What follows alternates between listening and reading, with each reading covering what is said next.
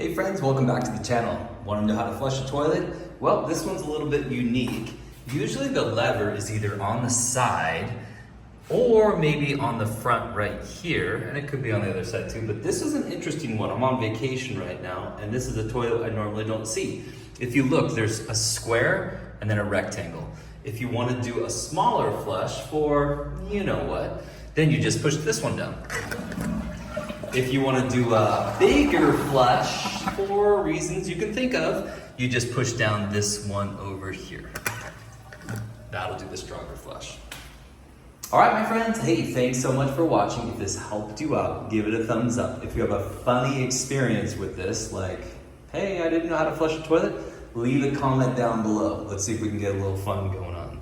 All right, guys, we'll see you next time.